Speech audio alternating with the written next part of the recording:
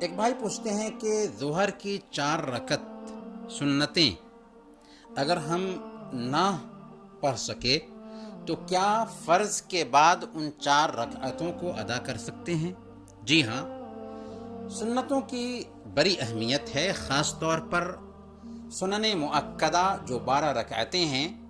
اللہ کے نبی صلی اللہ علیہ وسلم نے صحیح مسلم کی روایت کے مطابق بیان فرمایا کہ ما من عبد مسلم يصلي لله كل يوم 12 ركعة تطوعا غير فريضة إلا بنى الله له بهن بيتا في الجنة، کہ جو مسلمان بندہ دن اور رات میں 12 رکعت سنتوں کا اہتمام کرتا ہے، فرائض کے علاوہ یہ سنن مؤکدہ ہیں، تو اللہ تعالیٰ اس کے لیے جنت میں گھر بناتا ہے جس کی ایک اینٹ سونا کی ہوگی اور دوسری اینٹ چاندی کی ہوگی۔ دنیا میں ہم گھر بنانا چاہتے ہیں تو کتنی پریشانی جھیلتے ہیں، تب ہم اینٹ اور پتھر کا گھر بنا پاتے ہیں۔ اللہ تعالیٰ ان 12 رکعت سنتوں کی پابندی کی وجہ سے ہمارے لیے جنت میں گھر بناتا ہے۔ اس لیے اگر ہم نے سنتوں میں کوتاہی کی تو یہ بھی بہت بڑی محرومی ہوگی۔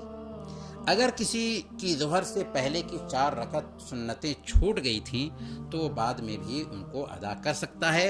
سنن ابی داؤد کی روایت ہے، حضرت عائشہ صدیقہ رضی اللہ تعالی عنہا بیان فرماتی ہیں کہ اللہ کے نبی صلی اللہ علیہ وسلم اگر ظہر سے پہلے کی 4 رکعت نمازیں نہیں پڑھ پاتے تھے صلاہن بعدہ، تو ان 4 رکعت کو ظہر کے بعد ادا کر لیا کرتے تھے۔